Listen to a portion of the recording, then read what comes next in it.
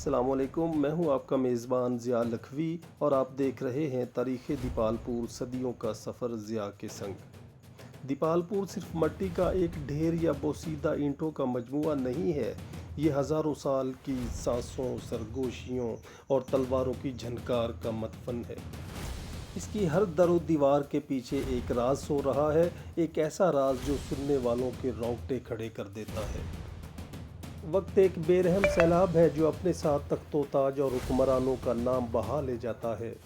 یہاں اس دھرتی پر کبھی کوشان قوم کے شہنشاہوں کا سورج غروب نہیں ہوتا تھا۔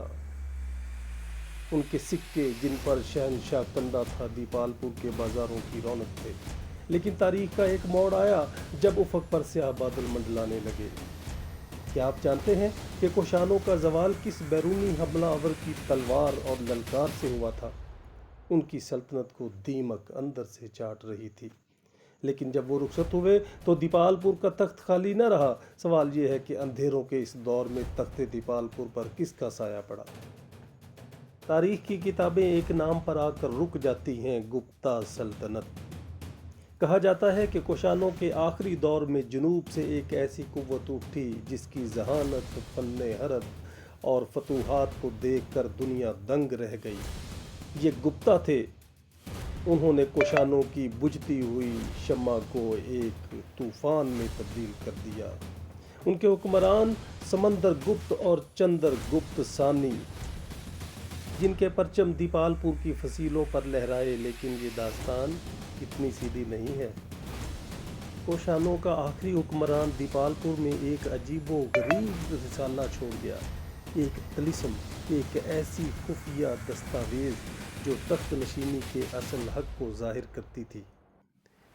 گپتا سپہ سالاروں نے دیپال پور کے قلعے کو تسخیر کیا، لیکن اس طلسم تک نہ پہنچ پائے۔ راتوں کی تاریکی میں گپتا حکمرانوں کے جاسوس دیپال پور کی گلیوں میں بھٹکتے رہے، صرف اس راز کی ایک جھلک کے لیے۔ سوچیں، گپتا سلطنت جو ہندوستان کی تاریخ کا سنہری دور کہلاتی ہے، اس کے حکمران بھی دیپال پور کے کسی زیر زمین تہہ خانے میں چھپے ایک کاغذ کے ٹکڑے سے خوف زدہ تھے۔ یہ کیا راز تھا؟ یہ راز کیا تھا؟ کیا اس طلسم میں کوشانوں کی کوئی خفیہ طاقت تھی، یا کوئی ایسی پیش گوئی جو گپتا خاندان کے زوال کی تاریخ رقم کرتی تھی؟ یہ سسپینس ہی دیپال پور کی روح تھی۔ گپتا قوم نے دیپال پور پر حکومت کی، شان و شوکت سے فن تعمیر کے شاہکار بنائے، لیکن وہ راز ہمیشہ پردے کے پیچھے رہا۔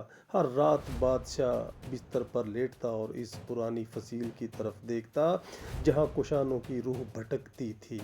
اسے ڈر تھا کہ کہیں کوئی رات کا مسافر وہ طلسم نہ پا لے اور تخت دیپال پور کا حقدار نہ بن جائے۔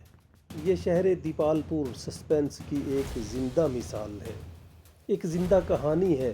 گپتا آئے، انہوں نے سنہری دور تخلیق کیا، لیکن وہ کوشانوں کے چھوڑے گئے ایک نہاد خانے کے اس راز کو کبھی نہیں کھول پائے۔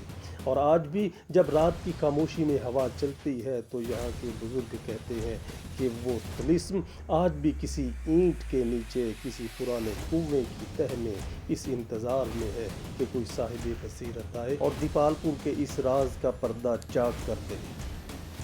جانتے ہیں گپتا قوم کے بعد دیپال پور کے حالات نیکسٹ ایپیسوڈ میں۔ میرے ساتھ جڑے رہیے گا، اپنا خیال رکھیے گا۔ ضیاء کے سنگ۔ اللہ حافظ۔